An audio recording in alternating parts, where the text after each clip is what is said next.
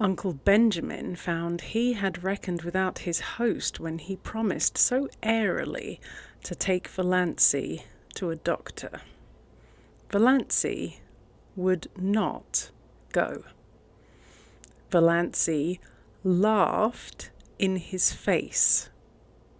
Why on earth should I go to Dr. Marsh? There's nothing the matter with my mind, though you all think I've suddenly gone crazy. Well, I haven't. I've simply grown tired of living to please other people, and have decided to please myself. It will give you something to talk about, besides my stealing the raspberry jam. So, that's that. "Das," said Uncle Benjamin, solemnly and helplessly. "You are not like yourself." "Who am I like, then?" asked Valancy. Uncle Benjamin was rather posed. "Your grandfather Wansbarrow," he answered desperately. "Thanks." Valancy looked pleased. "That's a real compliment. I remember Grandfather Wansbarrow. He was one of the few human beings I have known. Almost the only one. Now, it is of no use to scold or entreat or command Uncle Benjamin, or exchange anguished glances with Mother and Cousin Stickles. I am not going to any doctor. And if you bring any doctor here, I won't see him. So, what are you going to do about it?" What indeed? It was not seemly, or even possible, to hail Valancy doctorwards by physical force, and in no other way could it be done, seemingly. Her mother's tears and imploring entreaties availed not. "Don't worry, Mother," said Valancy, lightly but quite respectfully. "It isn't likely I'll do anything very terrible, but I mean to have a little fun." "Fun?" Mrs. Frederick uttered the word as if Valancy had said she was going to have a little tuberculosis. Olive, sent by her mother to see if she had any influence over Valancy, came away with flushed cheeks and angry eyes.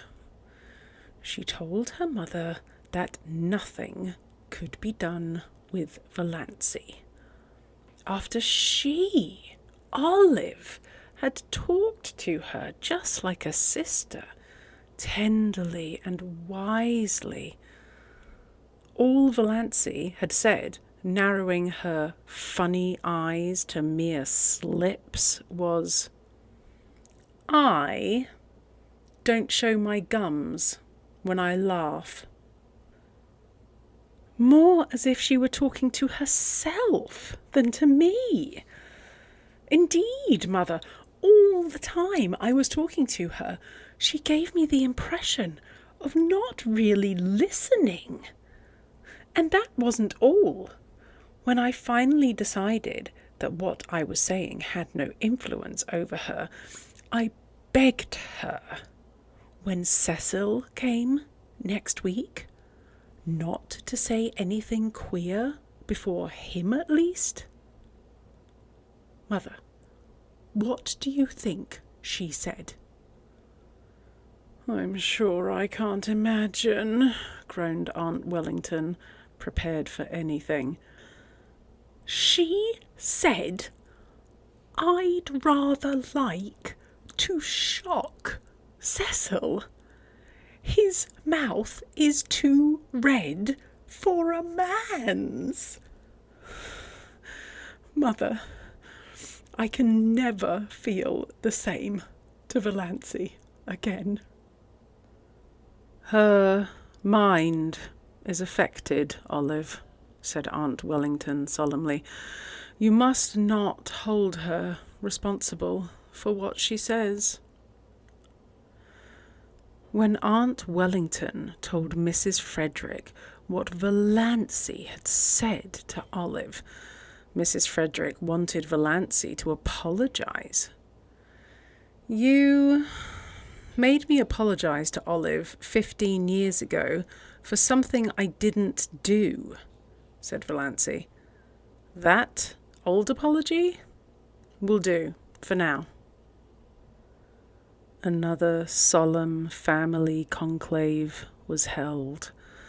They were all there, except Cousin Gladys, who had been suffering such tortures of neuritis in her head ever since poor Doss went queer that she couldn't undertake any responsibility.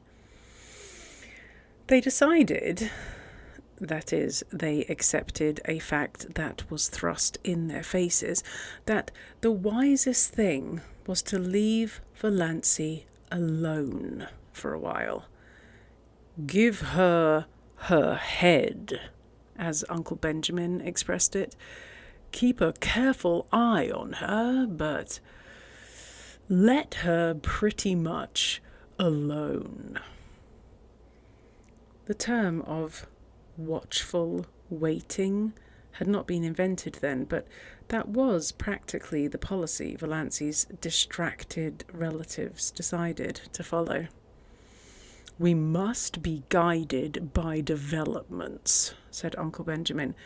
"It is," solemnly, "easier to scramble eggs than unscramble them. Of course, if she becomes violent..." Uncle James consulted Dr. Ambrose Marsh. Dr. Ambrose Marsh approved their decision. He pointed out to irate Uncle James, who would have liked to lock Valancy up somewhere out of hand, that Valancy had not as yet really done or said anything that could be construed as proof of lunacy. And without proof, you cannot lock people up in this degenerate age. Nothing that Uncle James had reported seemed very alarming to Dr. Marsh, who put up his hand to conceal a smile several times. But then he himself was not a Stirling, and he knew very little about the old Valancy. Uncle James stalked out and drove back to Deerwood, thinking that Ambrose Marsh wasn't much of a doctor after all, and that Adelaide Stirling might have done better for herself.